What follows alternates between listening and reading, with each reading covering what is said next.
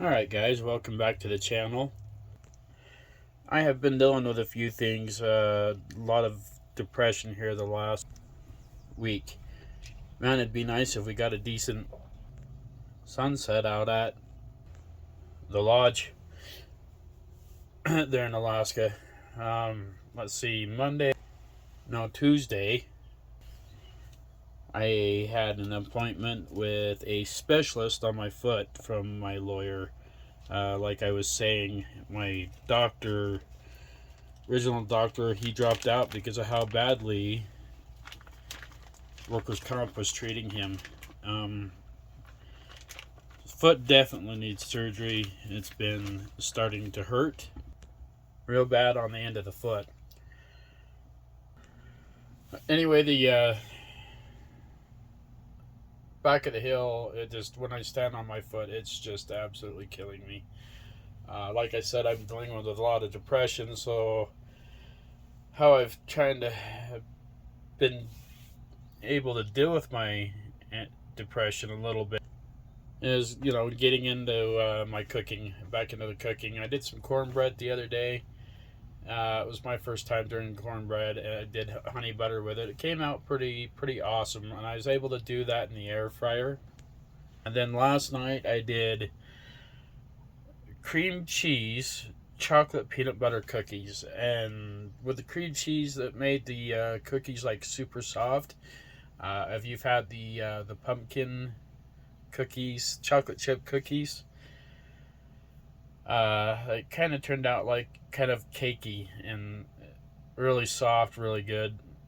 Came out good, and this is my first time also attempting homemade cookies from a scratch recipe. Never made cookies before, other than that store bought already pre-made dough. Really haven't been eating all that great. I mean, when I do eat, it's like my depression. I do ribeye steak, but you can't eat ribeye steak all the time. Well, like you could, but that ribeye steak never gets old. So today we're doing chicken bacon BLTs.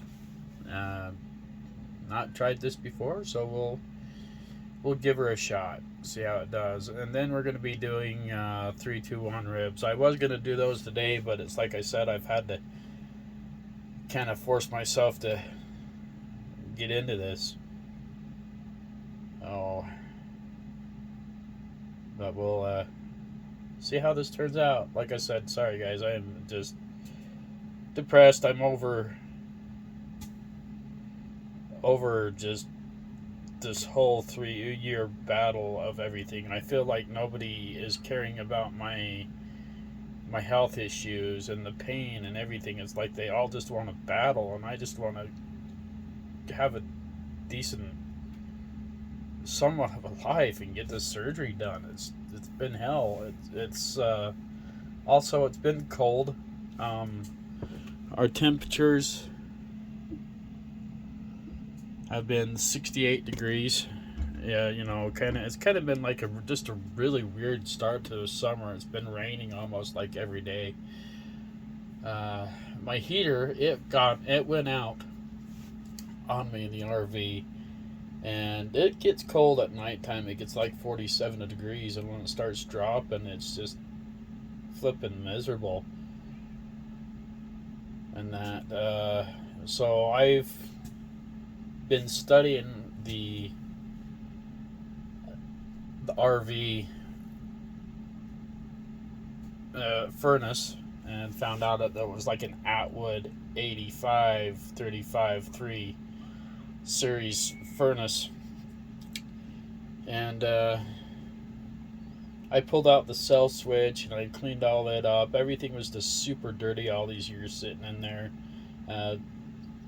Cleaned up everything, put it all back together, and it still wasn't working. Well, I turned around and found out last night at 3 o'clock in the morning that there's a switch. I don't know what it is. I don't know if it's a reset switch or something like that, but I took it apart and I cleaned it all up, and I turned the heat all the way up to like 84, and it finally bumped up and started working.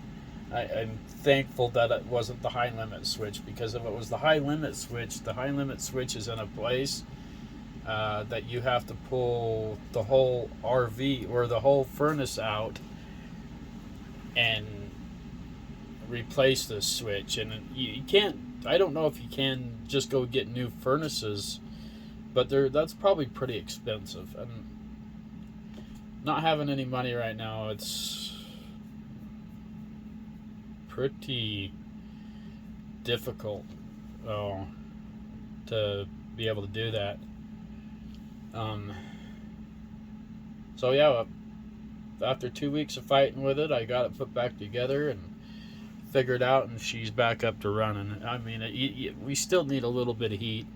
You know, I bring the temperature up to 72 degrees, you know, just to take that chill out. I don't like running. I do have a electric heater, but I don't like running the heater because it costs a lot of money to run that electric heat.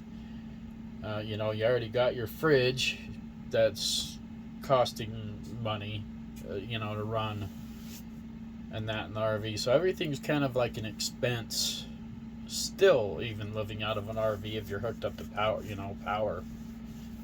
Oh. Then the second thing I have going on with the RV is, for some reason, I pulled the RV back from Elko, Nevada, and it sat for 2 weeks while I was in Alaska, and I came back, and like, if you guys remember, when I was traveling out to Elko, we had a flat tire there, and a buddy brought one back, and it was like one size smaller, so it's not the correct size tire. We'll still end up using that tire as a spare, because I don't have a spare for the RV. I've just kind of been living on hopes and dreams, being broke. But got back from Alaska and come to find out that the tires are just, the 3 tires that were on the trailer are just separating and they're no good. So my father, he has a radiator and muffler shop out in Colville, Utah, and it's like I don't have a whole lot to do with my family other than my sister, but he offered to help get tires put on the RV, so we're working on that. It's just would like to have it safe. You know, I do plan on staying here in the park for a while. Oh, also, everything that I have been baking and everything I've been doing in the air fryer. So, you can do a lot in that little air fryer. We won't be doing the ribs in the air fryer, though. We'll be, it's some Traeger time, I think. I've been doing those steaks, the ribeyes on the Traeger. Man, that really makes a good ribeye. Oh, our bacon's almost done, so we'll see how this turns out. Sorry, like I said, guys, I'm just going through just a bit of a depression. So, and it's just getting worse. Oh, hopefully we can get everything. Mediation. They want workers' comp wants to mediate and settle for everything, and I'm looking forward to it. It's like well overdue. I'm done. I've had enough. I want to get the surgeries done. Disability, they keep freaking, I don't know what it is, but it's like they just can't seem to get my address right. They keep messing up my address, and I think it's just a game that they're playing. You know, it's like I have to call them about once a week, and oh yeah, no, this is the address that it's supposed to go to, and then no, that's not the address. Or no, this is the phone number. They'll keep popping my phone number up that's been like years and years ago, and I'm like, no, you guys have it. Oh, So hopefully the disability is just about, everything's all turned in, all the paperwork is just waiting to be signed and approved by the judge. So it's just, this is the depression, the anxiety, the insomnia. I've only been sleeping a couple hours here and there, and that's just what I have to deal with everything being this hard. So the bacon in the air fryer, it really comes out actually pretty good. It comes out awesome, crispy. Traeger is still king for bacon, though. It just takes a long time to do. But yeah, that's when you're using the air fryer. Kind of depending on where you're at, you can't just go off of certain times because the elevation is different everywhere, and it makes the air fryer run differently. So if you hit the bacon button and it's not cooked, you might have to bump it up. I have to give 9 minutes for my bacon to come out this way. What I like about it, though, is you can just forget it and set it and walk away. You don't have to turn the bacon, nothing. It just does it for you.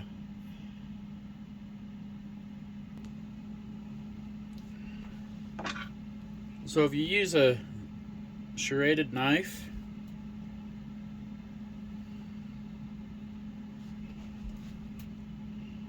you can get a nice thin tomato for your sandwiches. I'm sure you guys knew that.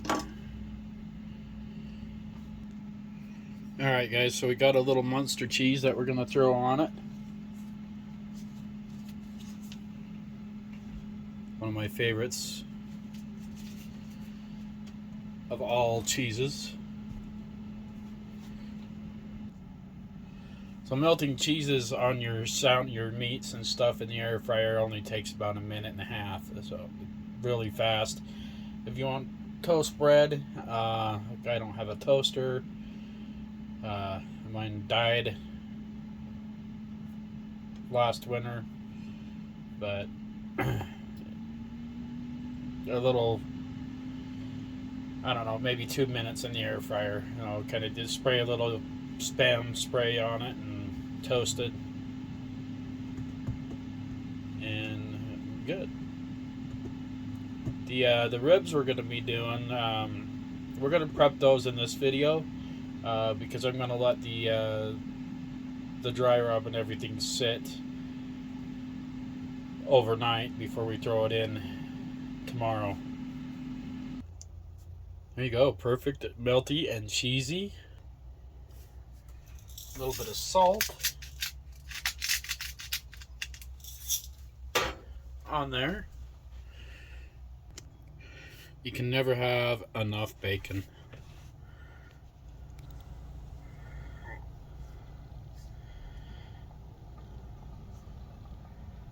Yeah, that's pretty good.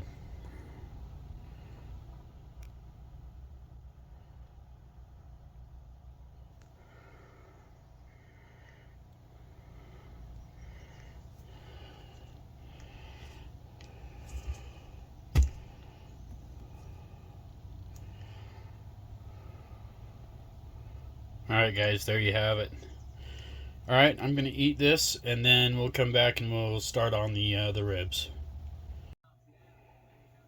Alright guys, so the ribs we're going to do.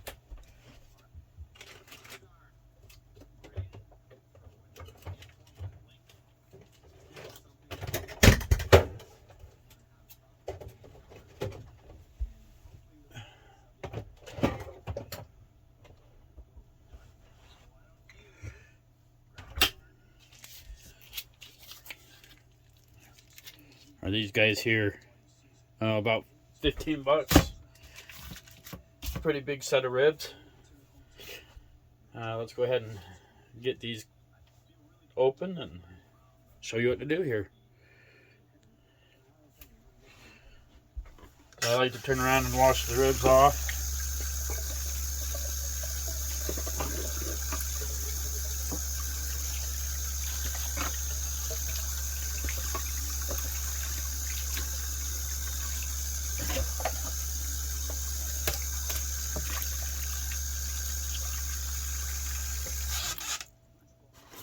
cold water.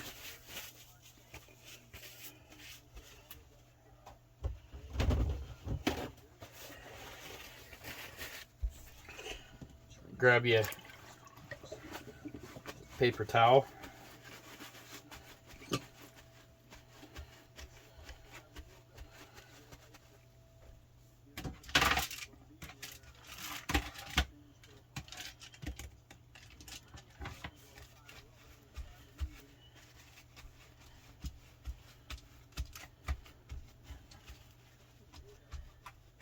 Or a few paper towels.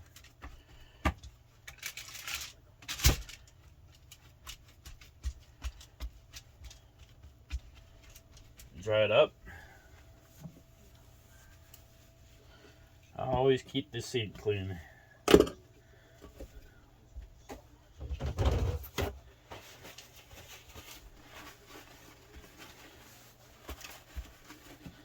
I'm going to add something a little different. Oh, this go around. I've kind of been liking it.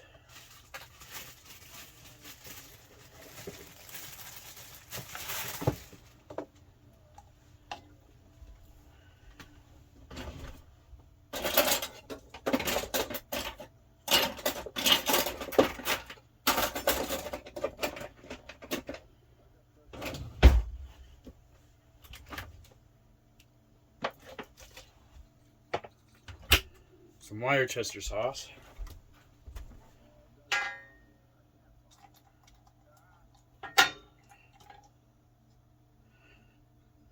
It's alright, we have more. When I buy stuff, I always try to buy it in doubles, so if I ever run out, I don't have it. Unfortunately, I didn't do that this go around with my tin foil. So tomorrow I'm going to have to run out and grab some.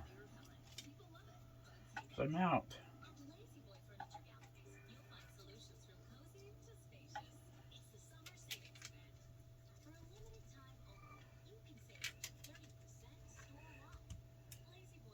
They usually do a pretty good job of getting the membrane and everything off, so you really don't have to worry about any of that.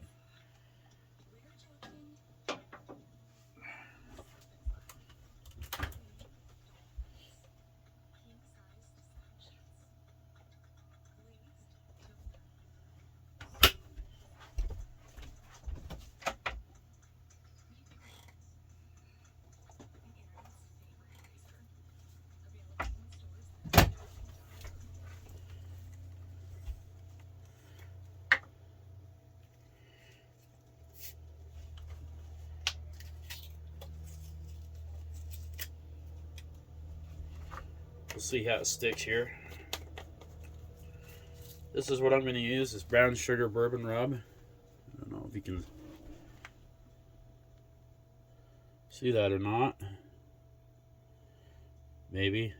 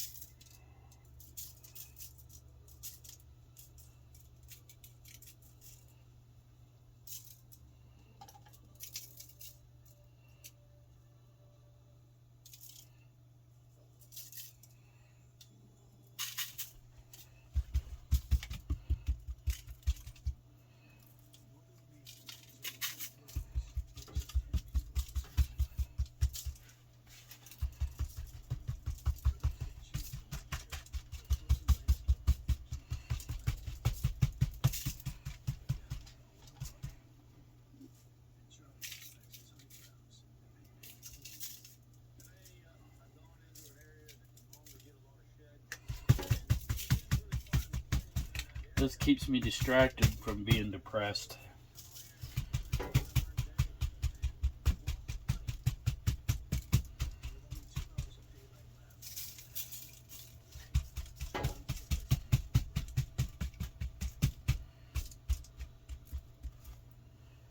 Alright, let's go ahead and flip it over.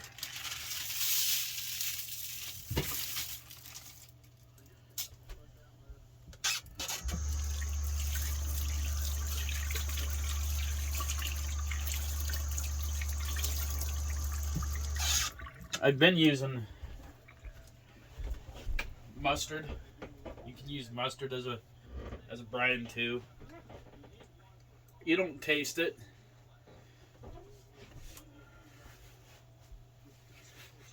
But the thing is with the Worcestershire sauce is you do taste it. And it's not bad. It's pretty good.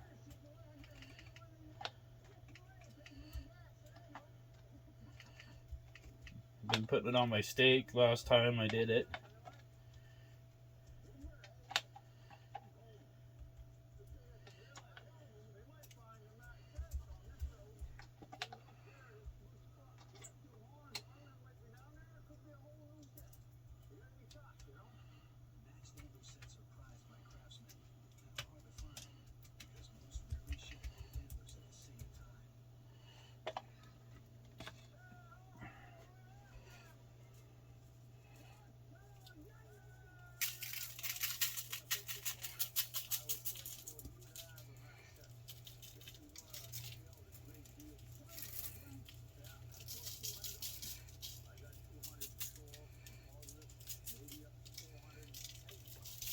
You want to use quite a bit of rub.